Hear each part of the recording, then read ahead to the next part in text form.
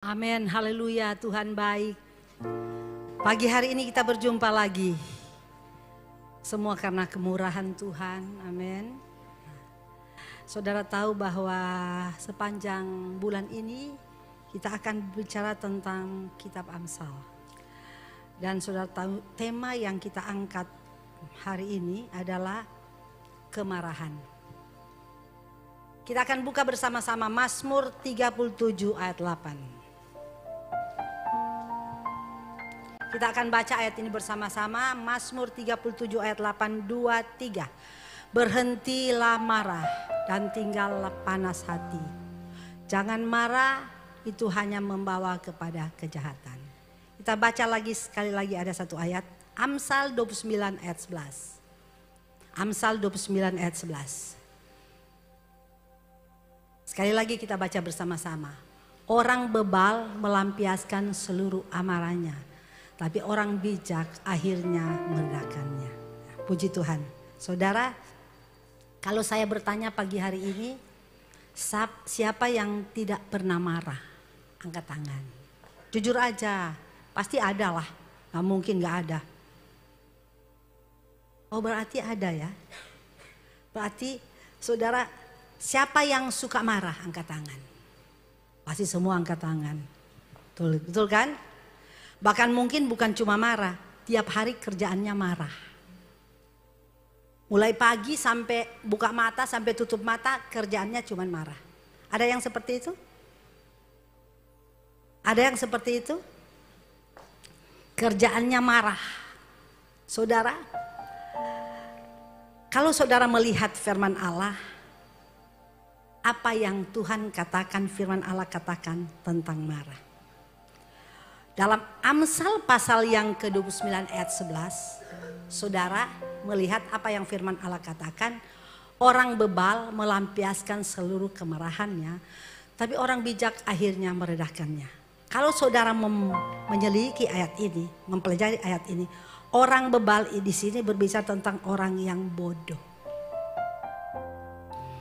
Terjemahan lain mengatakan orang bodoh selalu marah, tapi orang bijak menahannya. Menurut Salomo, saudara, kitab Amsal, orang bodoh itu adalah orang yang suka marah. Orang yang melampiaskan kemarahannya, itu adalah orang bodoh. Saudara, dia merasa puas kalau sudah melampiaskan kemarahannya. Ada orang seperti ini. Saya pernah bertemu, rasanya dia puas kalau sudah maki-maki orang. Rasanya dia puas kalau sudah ngamuk-ngamuk orang. Rasanya dia puas kalau sudah mengatain orang. Rasanya puas, katanya plong. Saya sudah maki-maki dia. Saya plong, saya sudah ngata-ngatain dia. Ada orang seperti ini. Mungkin saudara pernah bertemu dengan orang seperti ini. Atau mungkin salah satu di antara kita modelnya seperti ini. Rasanya puas kalau sudah maki-maki orang. Rasanya puas kalau sudah ngamuk-ngamuk orang. Nah, firman Allah kata, menurut Amsal firman Allah katakan, mereka adalah orang yang bodoh. Orang yang bodoh itu menurut firman Allah, itu bukan orang yang gak punya pengetahuan. Menurut Tuhan loh, kacamata Tuhan. Kalau kacamata manusia kan orang bodoh itu gak sekolah. Orang yang gak mengerti apa-apa. Kan kacamata manusia seperti itu. Tapi menurut kacamata Tuhan, menurut firman Allah, orang bodoh itu bukan karena dia gak punya pengetahuan atau dia gak punya titel. Secara intelektualnya bodoh atau stupid gitu loh. Bodoh banget gitu loh. Ini menurut Tuhan bukan seperti itu. Tapi orang yang bodoh adalah orang yang tidak melakukan kebenaran atau tidak menjalankan kebenaran dengan benar. Itu orang bodoh. Menurut Tuhan loh, bukan menurut saya. Menurut Amsal katakan. Sebab dikatakan orang yang suka marah itu adalah orang yang tidak menjalankan kebenaran. Orang yang tidak berjalan menurut jalan Tuhan. Orang yang mengabaikan kesalehan. Orang yang suka marah. Tentunya saudara bertanya tentu apakah kita nggak bisa marah? Nanti kita lihat sebentar ya. Sebab itu Amsal yang pasal yang ke-14 ayat 17 berkata. Amsal pasal 14 ayat 17. Siapa lekas naik darah berlaku bodoh. Tapi orang yang bijaksana bersabar. Siapa yang lekas naik darah? Aduh, siapa di sini yang suka lekas naik darah? Apa-apa sedikit marah, darahnya naik. Seringkali kan ada istilah begini, soalnya lagi darahnya lagi naik, jangan dekat-dekat, lagi naik darah. Bahaya kalau orang naik darah lalu dekat-dekat, anaknya bisa dia pukul. Anaknya datang baik-baik, bisa dipukul kalau dia lagi naik darah. Seringkali dalam keluarga, seringkali mamanya bilang, sudah jangan dekat-dekat papa lagi naik darah.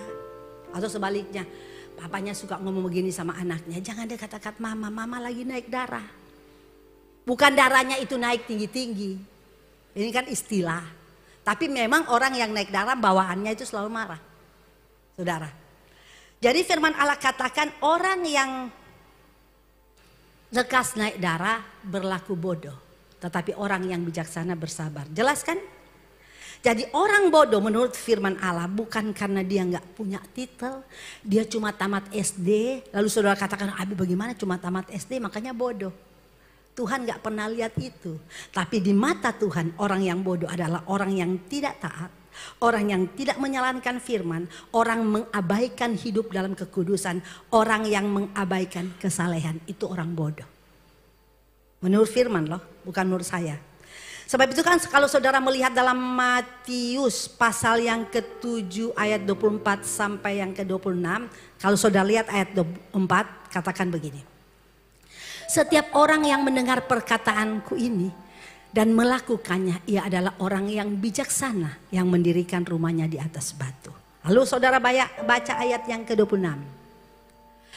Ayat 26, tetapi setiap orang yang mendengar firmanku ini dan tidak melakukannya, ia sama dengan orang yang bodoh yang mendirikan rumah di atas pasir. Jelas kan? Jelas kan? Bukan karena dia nggak sekolah, bukan karena dia nggak titel. Sebab itu kalau saudara merasa saudara nggak punya titel, nggak usah kecil hati. Saudara di surga Tuhan nggak pernah tanya titelnya berapa di belakangmu, ada 5, 6, 7, enggak. Tapi Tuhan melihat bagaimana hidup kita, hubungan kita selama kita di dunia. Ini yang Tuhan lihat. Tapi bukan berarti saya katakan saudara nggak perlu sekolah, perlu sekolah.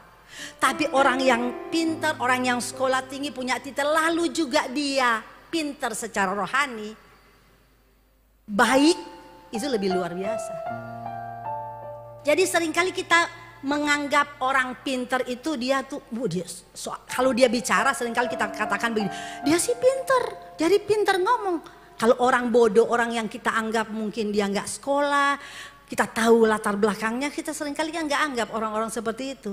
Tapi jangan berkecil hati kalau ada di antara saudara yang karena saudara nggak punya segalanya lalu dia nggak dianggap oleh teman, oleh tetangga, oleh keluarga, orang ada di sekitar kita, nggak usah berkecil hati karena Tuhan menganggap kita. Amin. Tuhan melihat bukan cuman karena kita punya itu.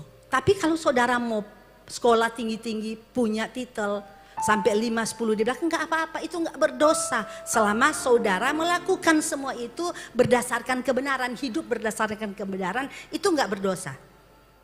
Jadi saudara jemaat, semua orang yang marah itu penyebabnya kan banyak. Penyebabnya marah itu kan banyak. Banyak kan? Kenyataan yang kita lihat seringkali karena tidak sesuai dengan harapan. Yang kita inginkan gak tercapai, kita bisa marah. Bisa juga karena disakiti, bisa marah, pastilah. Dipojokkan, diremehkan atau direndahkan. Ini orang bisa marah. Kecewa atau frustrasi, ini bisa marah. Tersinggung, kritikan orang, hujatan, gosip, ini bisa membuat orang marah. Ini yang sering terjadi saudara. Manusia kan diciptakan kan begitu sempurna oleh Tuhan. Punya perasaan, punya keinginan, emosi. Punya. Saudara tahu? Di dalam hidup kita ada emosi. Ada emosi yang positif, ada emosi yang negatif. Marah itu termasuk emosi. Tapi emosi yang seperti apa? ada negatif, ada positif. Saudara, saya ingat begini, saya teringat gini, kalau waktu suami saya masih hidup ya, kalau pagi-pagi saya sudah marah, dia suka katakan begini sama saya, pagi-pagi sudah marah. Kalau kamu pagi-pagi sudah marah, kamu tahu, sampai malam marah. Katanya dia begitu. Makanya kalau jadi orang itu loh, jangan selalu marah. Hidup ini lebih tenang kalau nggak marah-marah. Jangan cari masalah lah hidup ini. Kan kalau tenang tuh enak katanya. Kalau tenang itu damai, enak rasanya katanya, dia bilang begitu. Makanya tuh kamu pagi-pagi kalau ada lihat sesuatu yang rasanya kurang di hati kamu, nggak usah marah, ngamuk-ngamuk. Sabar sedikit lah, kuasai diri kek. Dia suka ngomong begitu. Karena apa, saudara, saya ini orangnya nggak bisa lihat sesuatu yang di mata saya tuh salah. Contohnya begini. Kalau saya lihat rumah berantakan, aduh saya stres. Betul. Biar nggak marah bisa marah. Ini kekurangan saya sampai minta ampun Tuhan, saya jangan sampai begitu. Kalau ada sesuatu barang yang mestinya dia tempatnya di sini lalu miring ke kiri, aduh saya bisa marah. Loh kok bisa ya? Atau saya suruh pasang taplak di keyboard, lalu taplaknya bukan di atas keyboard tapi miringnya lebih ke sana gitu, cuma separuh tutupnya, aduh emosi itu naik. Saya bisa marah, lalu saya katakan begini, aduh kamu ini luar biasa ya, nggak ada mata tah. Saya suka begitu, tanya aja pengerja kalau nggak percaya. Betul, ini kekurangan saya. Lalu suami saya katakan begitu, itu saya bilang begini, kan tujuan saya baik, supaya mereka itu jadi baik, jadi betul. Supaya apa yang mereka kerjakan itu tuh baik, jangan asal-asal kerja, nggak boleh. Jangan asal-asal. Sebab itu di rumah pengerja sampai hari ini, saya suka gini, kamu kan punya mata. Kalau lewat itu lihat loh, ada sampah gitu, ambil sampahnya, buang tempat sampah. Kalau sapu halaman, jangan cuma sapu di bulat ini. Kamu jalan loh ke pojok sana. Lalu saya kasih contoh. Begitulah toilet. Kalau bikin bersih toilet itu, kamu bikin bersih sampai bawah-bawahnya, sampai lubang-lubangnya.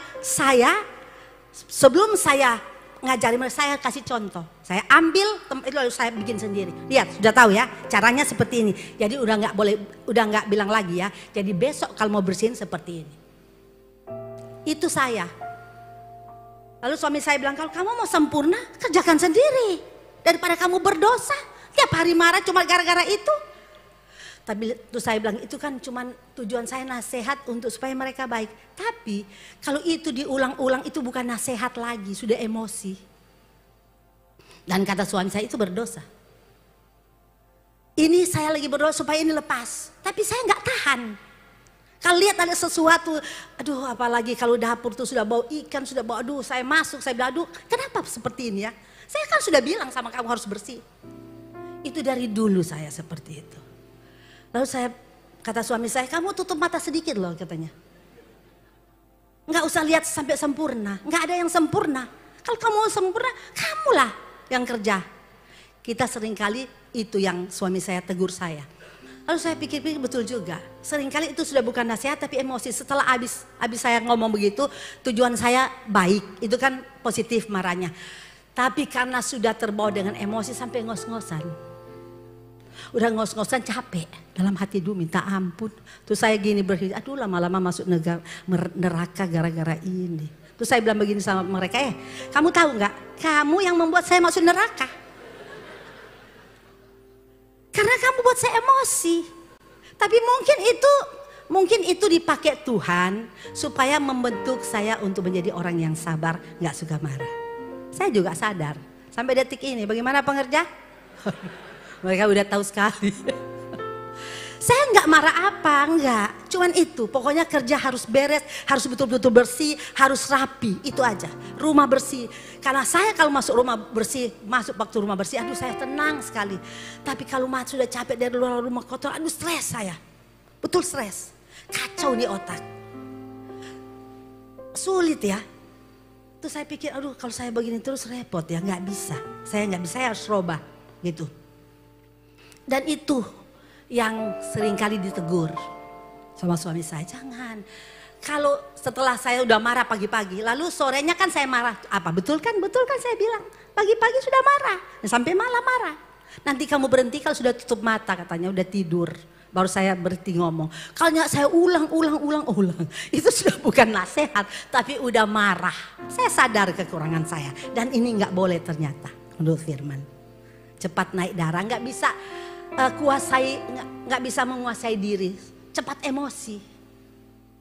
Dan ini saudara tahu, ini seringkali dipakai iblis. Iblis tahu kelemahan kita. Rupanya dia kelemahan, lihat rumah kotor berantakan, pasti dia marah. Bagaimana cara tak pakai mereka supaya saya marah. Tapi saya berpikir secara positif, Tuhan lagi pakai dia untuk membentuk saya. Supaya saya menjadi orang yang tidak cepat marah dan bisa menguasai diri dan sabar. Tuhan kan pakai besi menajamkan besi.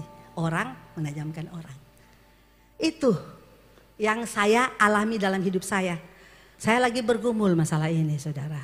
Sebab itu saya waktu harus kupat ayat ini, rupanya ayat ini bicara kepada saya.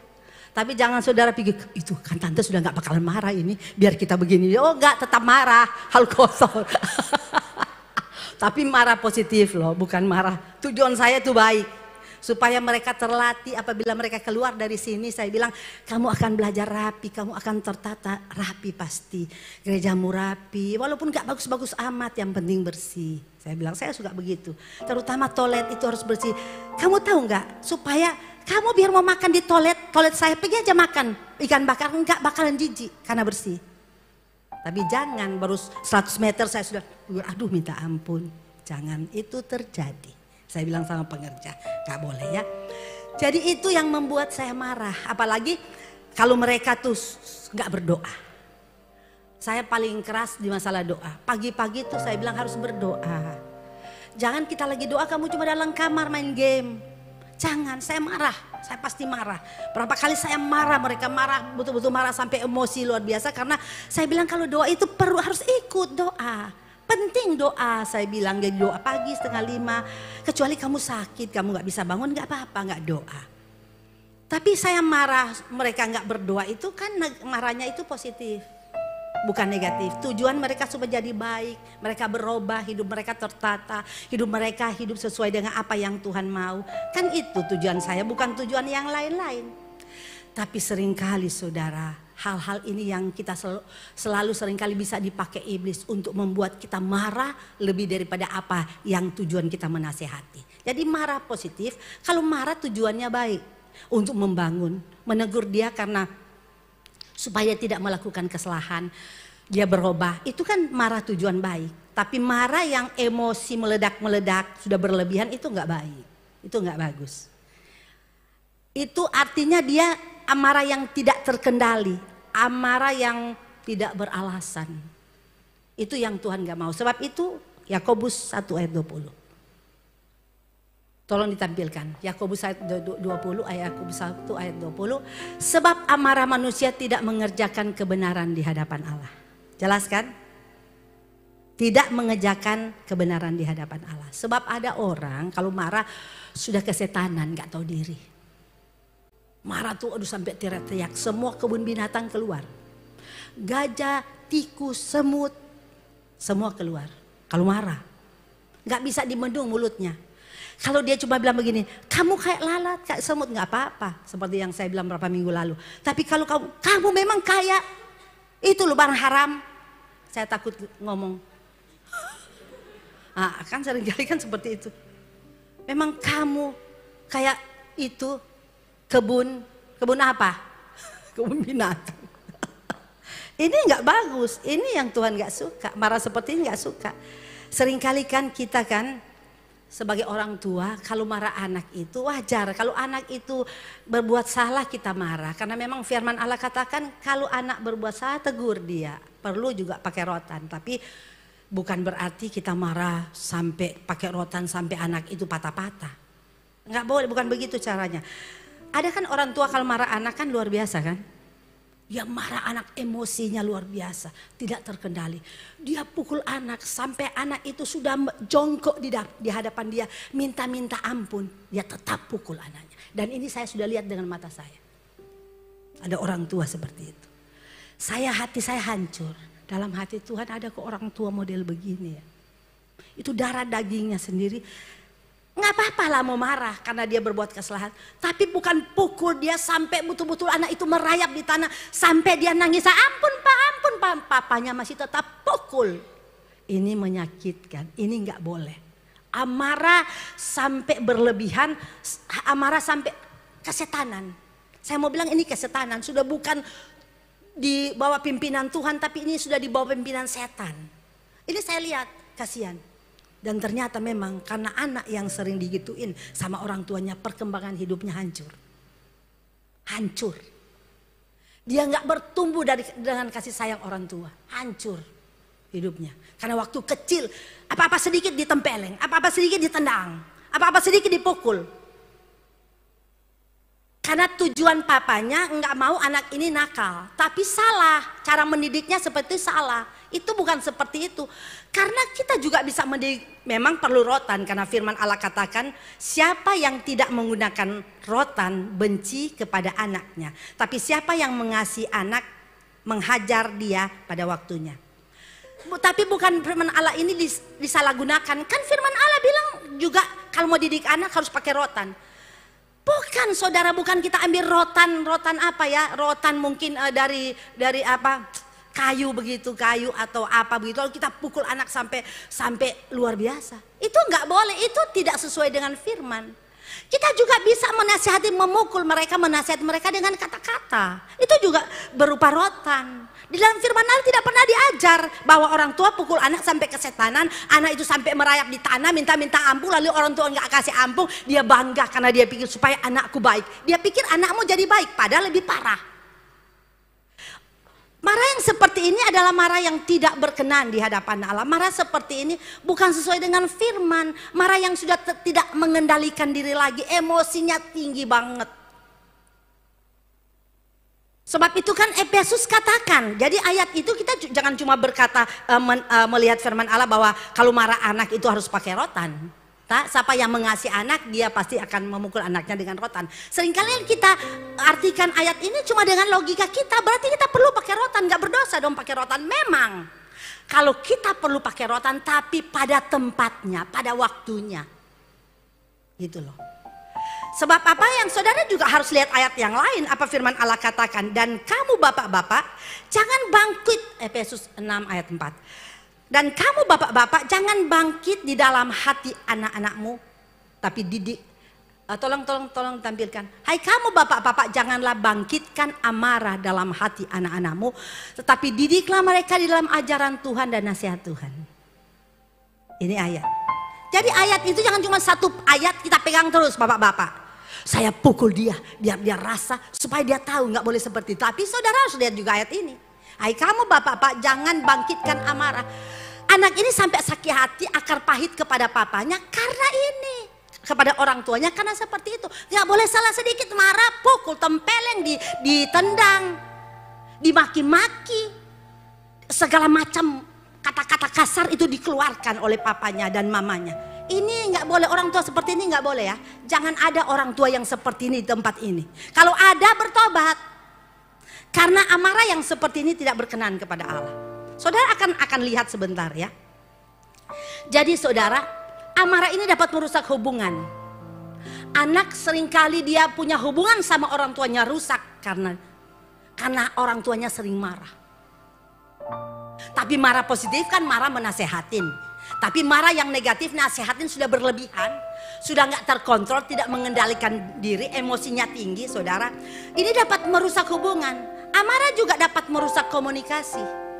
Amarah sudah dapat merusak suasana hati. Hati akan tidak tenang dan penuh tekanan hidup kalau marah.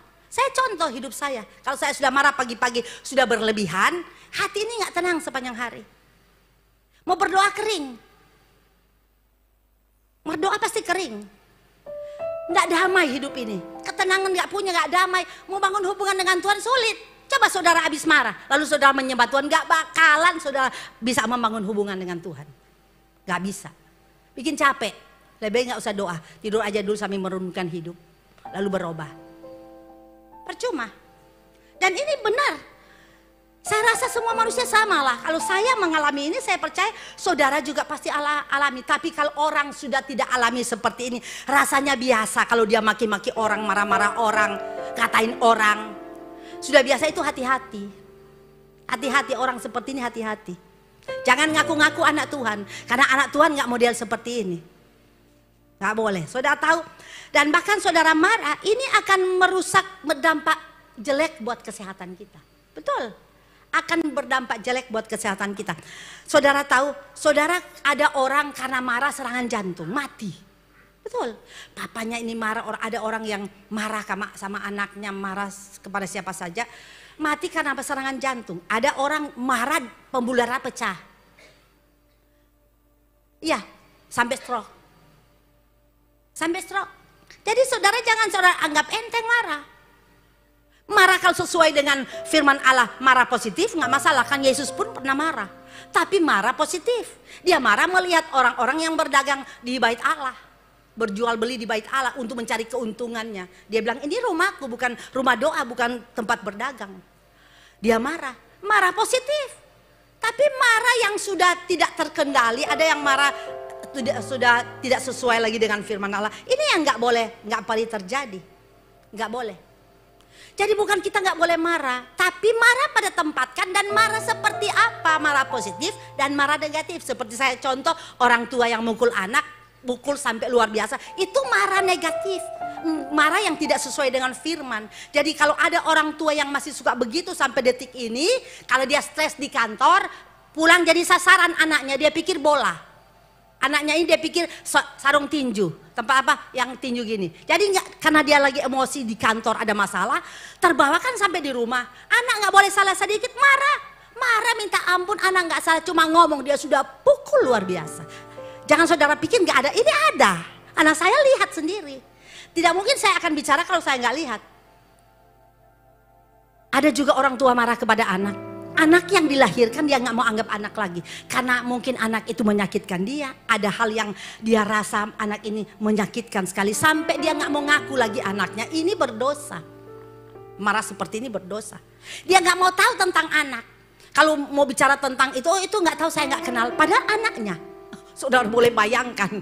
Orang yang seperti ini. Saya rasa ini saudara, makanya itu firman Allah jelas mengajar kita untuk cara marah seperti apa yang sesuai dengan firman. Bukan nggak boleh marah, marah tetapi pada tempatnya dan sesuai dengan firman, marah positif. Ada juga anak marah kepada orang tua.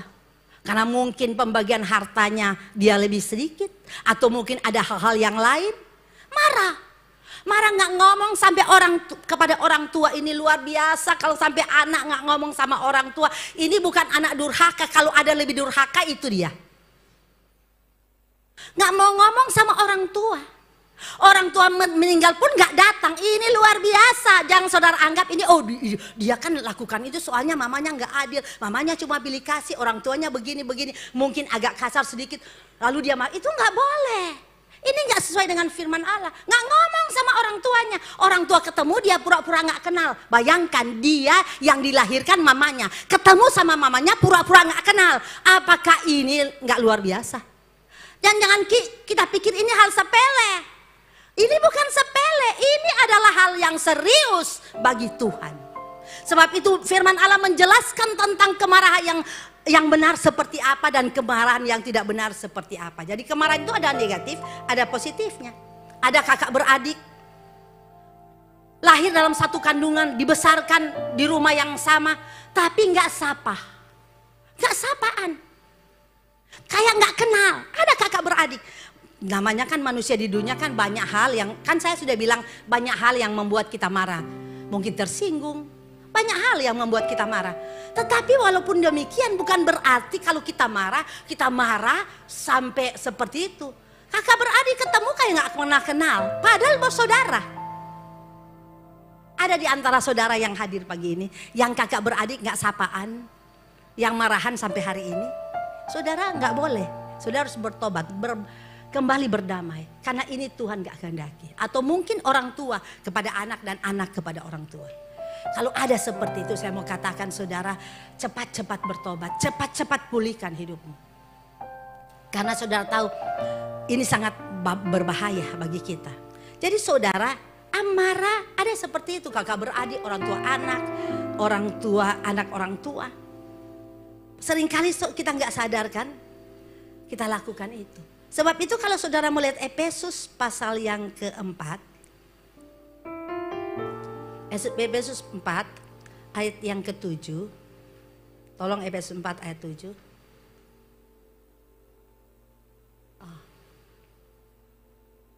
4 ayat 26.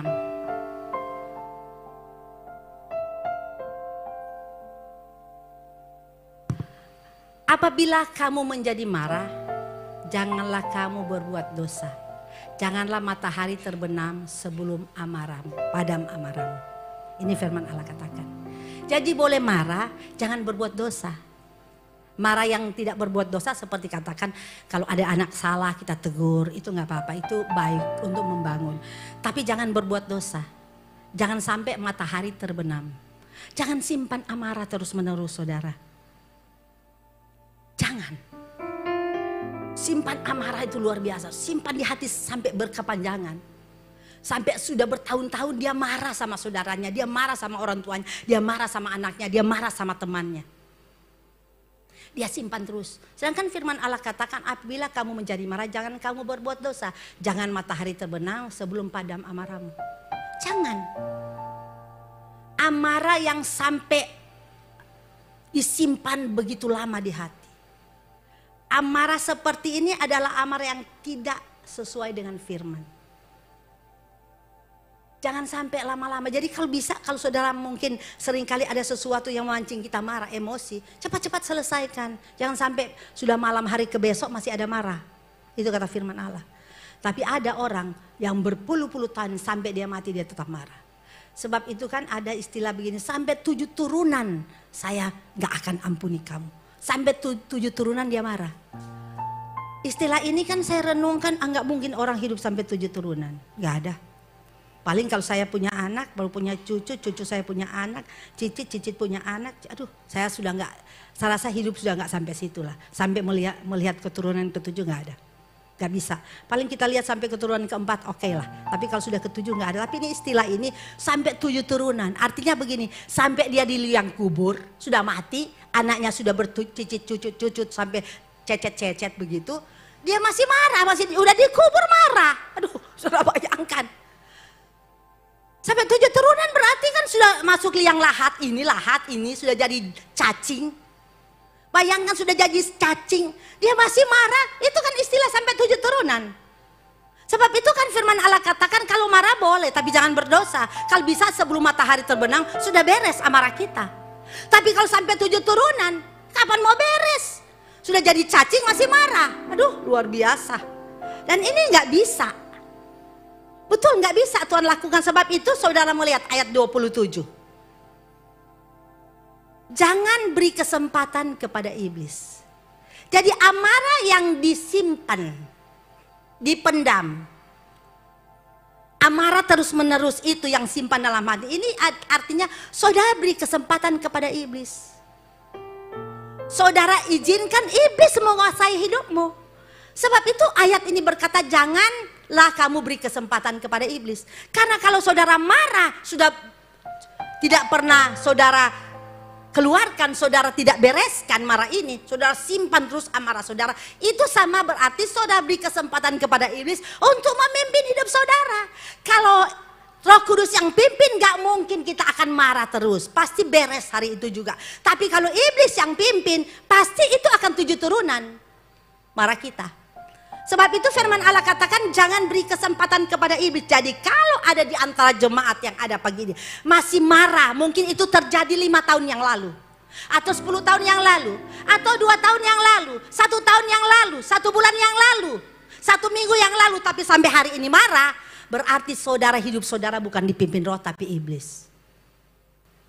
Jangan beri kesempatan, karena kalau iblis sudah masuk dalam kehidupan kita, maka hidup akan hancur. Dia akan memimpin kita terus menjadi marah. Ingat-ingat terus kesalahan dia. Apalagi ketemu, aduh lebih parah ini. Pulang di rumah ngoceh-ngoceh sendiri. Kayak orang gila. Memang orang kalau marah bisa jadi gila loh. Betul. Ada orang marah bisa jadi gila. Karena dia marah, dia bicara-bicara di rumah sendiri. Cuma bicara masalah ini. Orang yang membuat dia emosi, yang dia marah ini. Cuman itu. Ngomong sendiri, gak boleh ketemu orang cerita. Gak boleh ketemu orang cerita. Ini kan kayak orang gila. Orang gila kan yang ulang-ulang kalau ada sesuatu yang dia ulang-ulang.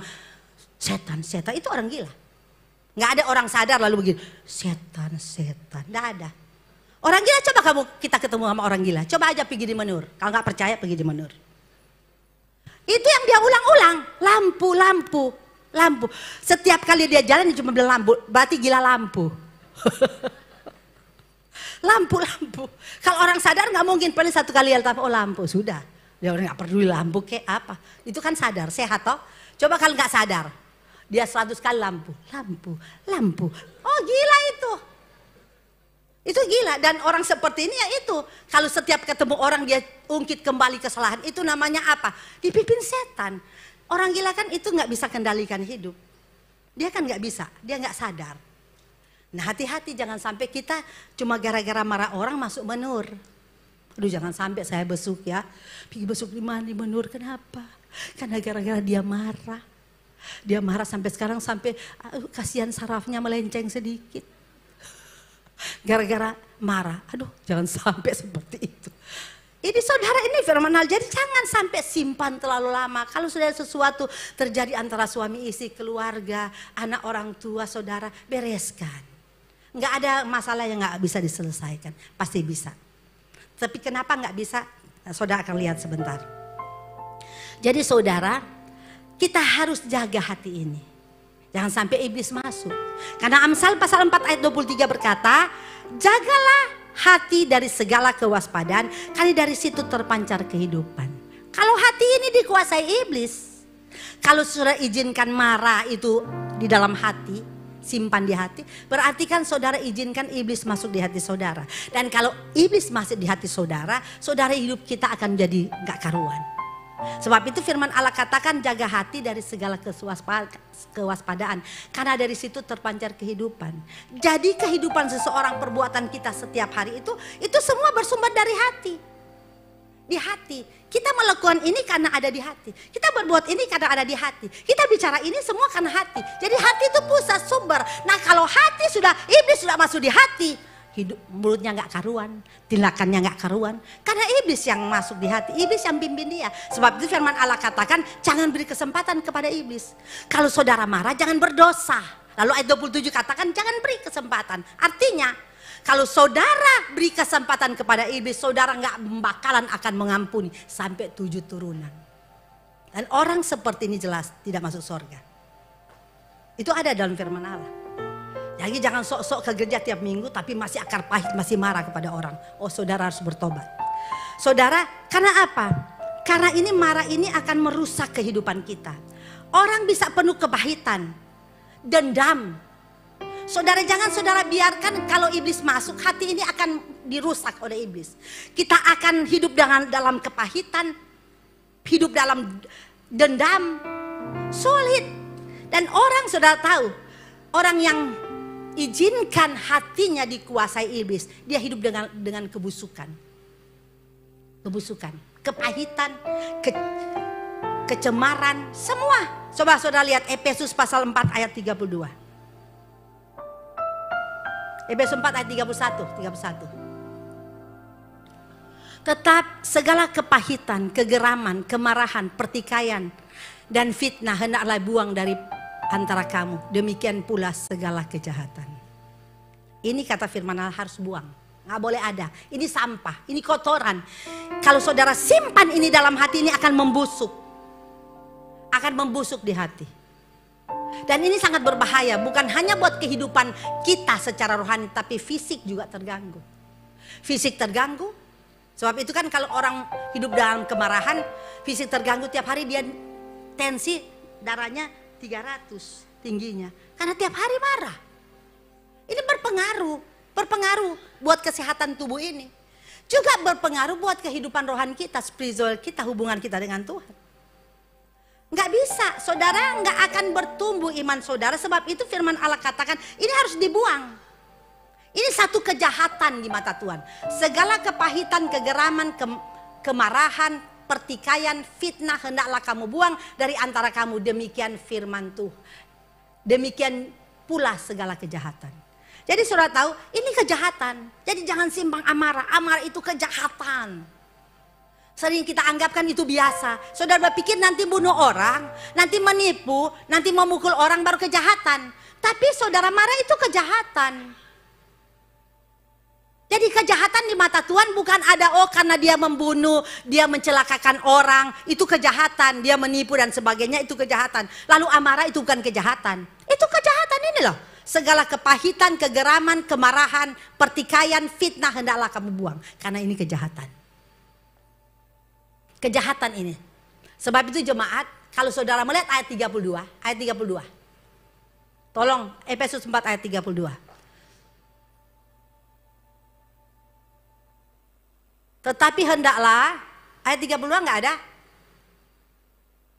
Efesus 4. Cuma sampai 31 ya, saya salah tulis ayat. Tetapi hendaklah kamu ramah terhadap seorang dengan yang lain, penuh kasih mesra dan saling mengampuni. Itu yang harus ada dalam hidup kita. Kita harus ramah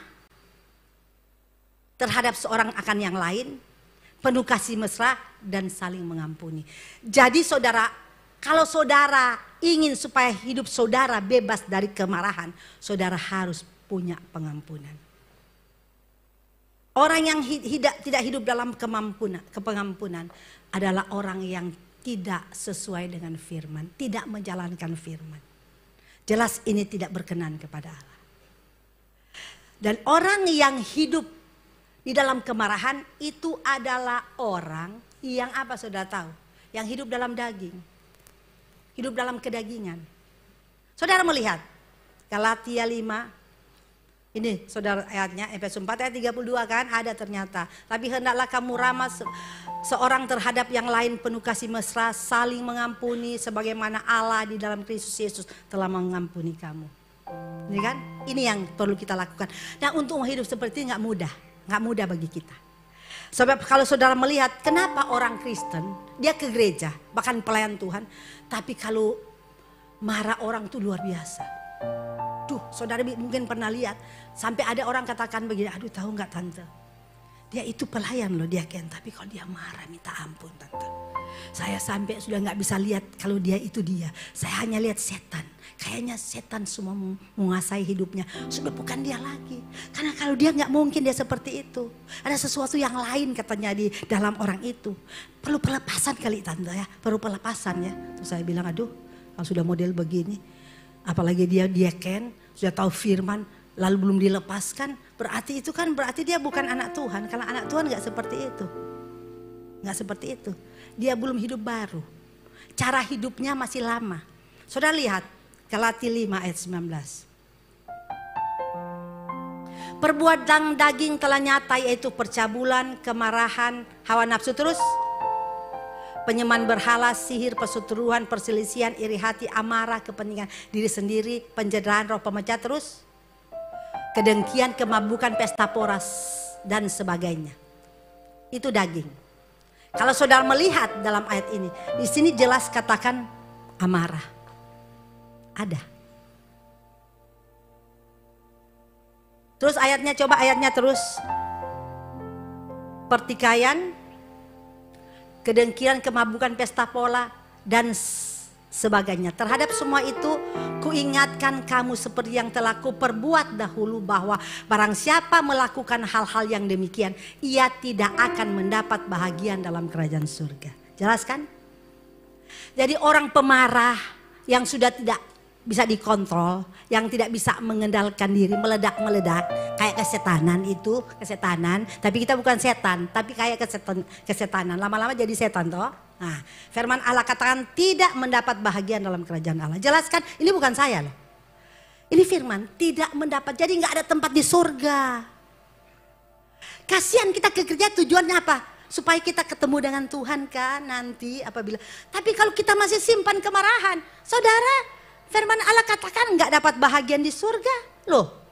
Sebab itu supaya kita mendapat bahagian di surga, cepat-cepat saudara bereskan hidup. Kalau masih ada kemarahan atau mungkin sering meledak-meledak kayak kesetanan, gak bisa tahan emosi, gak bisa kendalikan diri, ini harus cepat-cepat berubah. Itu tandanya bahwa dia masih hidup dalam daging, bukan dalam roh. Karena perbuatan ini perbuatan daging. Ini salah satu bahagian yang orang masih hidup dalam daging, karena ini perbuatan daging. Dari sekian banyak perbuatan daging, saudara amarah, tidak bisa mengendalikan diri. Itu semua perbuatan daging.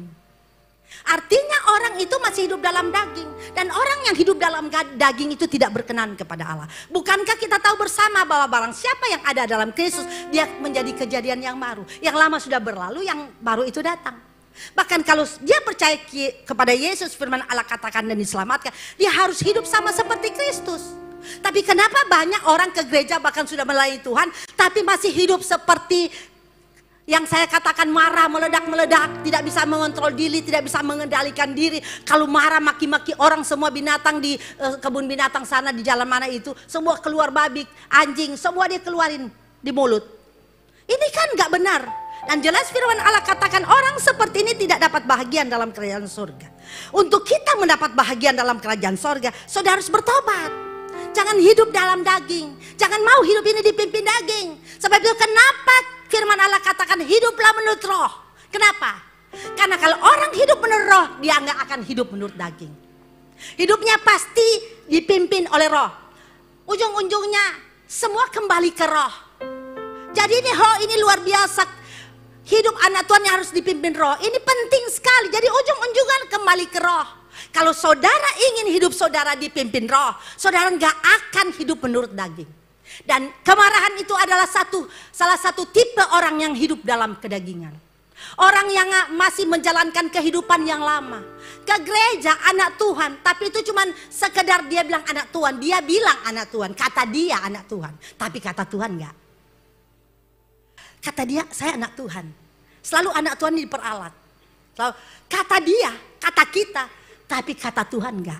Karena orang yang hidup menurut roh, dia enggak akan berbuat ini. Itu artinya kalau masih dia melakukan hal-hal seperti ini, dia masih hidup menurut daging. Lalu saudara katakan kan manusia lemah, tidak sempurna. Memang kita tidak sempurna, kita lemah.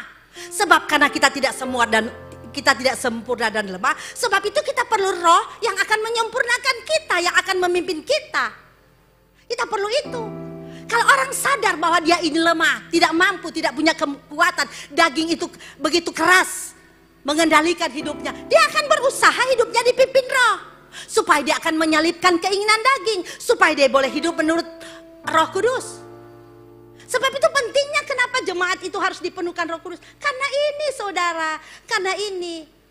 Karena apa? Karena kalau tidak demikian maka kita akan hidup terus di dalam daging. Apa-apa sedikit marah, apa-apa sedikit meledak, apa sedikit langsung emosinya naik, apa-apa sedikit langsung keluar kata-kata kasar, langsung maki-maki orang, kutuk-kutuk orang. Ini adalah bukan tipe anak Tuhan yang benar. Tapi dia ada tipe katanya orang percaya tapi hidup menurut daging. Orang yang hidup menurut daging bukan Roh Kudus yang pimpin, tapi dagingnya yang pimpin.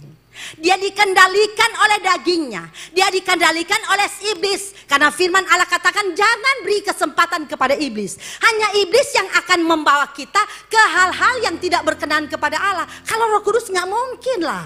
Sebab itu firman Allah katakan kalau kamu dipimpin roh, roh itu akan membawa kamu ke seluruh kebenaran.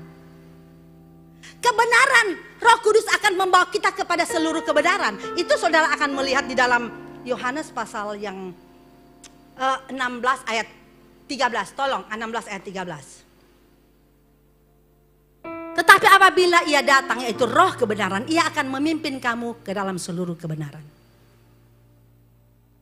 Sebab itu kenapa ujung-ujungnya saudara harus sadar kita perlu roh. Jangan lupa ini, jangan lupa ya. Kalau saudara ingin hidup menurut roh, kalau saudara tidak mau hidup menurut daging, kalau saudara tidak mau hidup dalam kemarahan, meledak-meledak, emosi tidak terkendali. Kalau saudara tidak mau. Karena orang yang seperti ini jelas firman Allah katakan gak dapat bahagian di surga. Jangan pernah mimpi saudara. Saudara sayang ya, sudah berapa tahun kok ke gereja jadi anak Tuhan. Bahkan pelayan. Tapi ujung-ujungnya Tuhan katakan aku gak kenal. Kenapa? Apa perbuatan saya Tuhan? Saya sudah lakukan semua loh apa yang Tuhan minta saya lakukan. Tapi amarah belum kamu tanggalkan. Itu bahagian dari daging. Bahagian dari daging. Dan kalau saudara, kita melepaskan semua bukan cuma melepaskan satu toh. Oh kalau berbicara yang lain saya rajin, waktu saya untuk Tuhan ada bisa. Saya tetap lakukan dengan setia. Tuhan bukan hanya melihat satu itu. Tapi semua firman harus kita lakukan. Semua firman harus kita terapkan dalam hidup. Harus menjadi bahagian hidup. Sebab cara apa firman Allah menjadi bahagian dan terapkan dalam hidup? Dipimpin roh. Karena firman Allah kata roh akan memimpin kamu ke seluruh kebenaran. Seluruh. Kebenaran apa yang ada dalam Alkitab, yang ditulis dalam firman Allah, itu kita akan lakukan. Kenapa? Roh akan membawa kita ke sana. Tapi kalau orang yang tidak dipimpin oleh roh, bukan roh yang membawa, tapi dagingnya membawa. Kalau daging membawa, saudara tahu, maka hidupnya akan hancur. Iblis akan memakai kehidupannya untuk melakukan hal-hal yang menyakitkan. Salah satu adalah kemarahan. Dan saudara tahu buah roh itu pertama adalah kasih. Orang yang hidup di dalam roh, maka pasti orang memiliki kasih. Dia pasti mau mengampuni. Kasih itu apa? Sabar. Coba kasih 1 Korintus 3 ayat 4. Tolong ditampilkan aja ya. 1 Korintus 3 ayat 4. 1 Korintus 13 bukan 3. 13 ayat 4. 1 Korintus 13 ayat 4. Kasih itu sabar. Kasih itu murah hati. Tidak cemburu. Tidak memegahkan diri dan tidak sombong. Terus. Ayat berikutnya. Tidak melakukan yang tidak sopan. Tidak mencari keuntungan diri sendiri. Tidak pemarah. Tidak menyimpan kesalahan orang lain. Itu kasih. Dan kasih ini kita dapat miliki kalau saudara penuh dengan roh. Jadi ini semua berkaitan. Saudara ingin supaya hidup saudara berjalan dalam kasih. Dan kasih semua ini. Ini semua ini kasih. Jadi kasih bukan cuma satu. Bukan kalau saya mau belikan dia kue. Mau traktir dia itu kasih. Bukan cuma itu. Itu bahagian dari kasih. Tapi kasih itu banyak. Di dalamnya muatannya itu banyak. Di dalam kasih itu. Salah satu apa? Tidak menyimpan kesalahan orang lain. Tidak pemarah. Tidak melakukan yang tidak sopan. Itu bahagian dari kasih. Jadi Roh Kudus akan menghasilkan ini. Kasih. Di dalam kasih ada apa? Itu menghasilkan.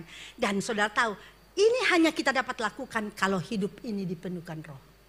Sebab itu jemaat, kalau saudara nggak mau hidup di dalam daging, entar marah, meledak, maki-maki orang, kata-ngatain orang, itu marah.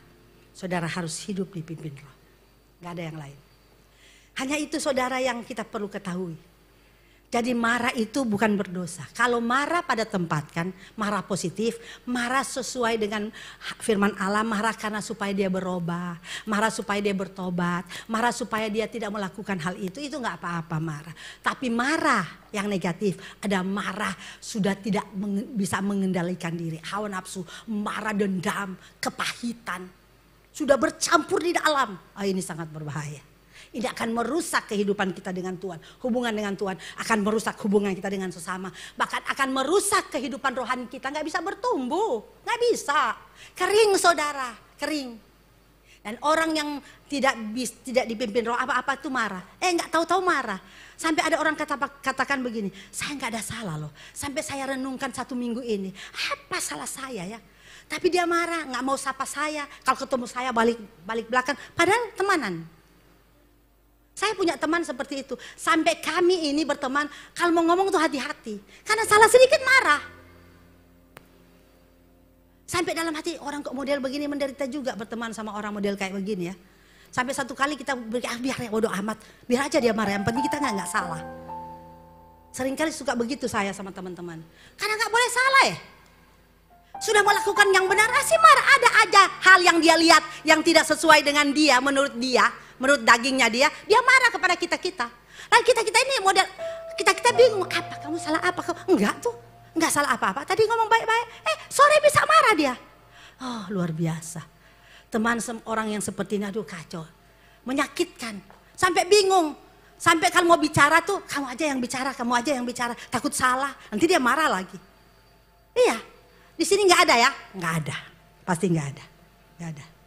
Tapi kalau ada, saudara mungkin orang nggak salah tahu-tahu marah, oh itu bahaya. Karena marah seringkali ada beberapa versi kan. Ada orang marah itu meledak-meledak. Ada orang marah diam toh, ada kan yang diam ngomong-ngomong. Seringkali yang paling parah suami istri kalau lagi marah, kalau istrinya lagi marah meledak, suami tahu istri lagi marah. Tapi kalau istri lagi marah lalu udah nggak ngomong, ini lebih parah. Udah nggak ngomong, tanya bajunya di mana, makannya apa. Aduh, parah ya. Kalau seandainya istri lagi marah, dia langsung terus dia ngomong lalu dia bilang kamu begini atau marah sampai marah. Suaminya tahu dia marah atau istrinya tahu dia marah, tapi ini marah tapi disimpan. Ini paling berbahaya. Katanya begini, orang marah diam lebih berbahaya daripada orang marah ngomong. Dalam hati saya dua-dua sama aja lah. Nggak ada lebih berbahaya, sama aja lah. Kalau marah diam katanya berbahaya, itu kalau bisa makan dalam. Berarti kalau marah meledak makan luar. Saya ngomong begitu. Nggak ada lah, firman Allah sama aja. Kalau marah itu nggak berkenan, nggak ada makan dalam makan luar. Itu cuma istilah. Sama di hadapan Tuhan itu nggak berkenan. Kan seringkali ada begitu, mungkin ada istri yang kalau marah diam, nggak mau ngomong. Sudah 1 minggu nggak ngomong sama suami, ada? Suami yang nggak ngomong sama istri 2 minggu, ada? Orang tua nggak ngomong sama anak sudah berapa minggu, ada? Bertobat sekarang, bertobat ya. Ini sudah dengar firman, nggak masuk surga. Percuma sudah datang, betul nggak? Ke gereja buat apa? Ke gereja nyanyi loncat-loncat sampai 1 meter, kayak sekolah minggu. Nyanyi loncat-loncat begitu. Tapi di dalam hidupnya tuh penuh dengan kepahitan, dendam, kemarahan. Aduh, apalagi marah sama orang-orang dekat, suami, istri. Istri sama suami, anak-anak itu juga satu keluarga kok marah sampai seperti itu. Itu nggak boleh, itu nggak berkenan di hadapan Allah. Ini akan merusak hidup kita, merusak kehidupan rohani kita, merusak kesehatan kita. Sebab itu ada orang yang dia selalu bilang sakit. Lalu anak-anaknya itu bawa ke dokter. Terus dokter bilang nggak ada penyakit papa. Loh tapi dia sakit setiap hari, lemah tubuh, punya macam-macam penyakitnya. Setelah ditelusuri, di konseling, ternyata dia sakit karena dia marah kepada seseorang, dendam, kepahitan, marah kesumat. Aduh, saya nggak tahu istilah apa, dendam kesumat. Tapi dia simpan di hati. Seperti itu. Terus kata dokter bilang gini, ini nggak ada obat om harus bereskan. Dokter itu orang Kristen, om harus bereskan. Karena anaknya bilang mungkin dok dia kali ada marah ke seseorang. Oh gitu ta. Terus dokter ini karena orang Kristen dia bilang jangan pak, om jangan begitu. Kalau om tetap begini penyakit gak akan sembuh. Udah periksa darah semua baik, normal. Tapi kok sakit, ternyata di jiwanya yang lagi sakit. Orang kalau jiwanya sakit seluruh tubuh sakit, betul. Kalau jiwanya sakit, tapi kalau jiwa sehat seluruh tubuh akan sehat. Amin. Tuhan memberkati kita semua, haleluya. Tuhan baik, amin.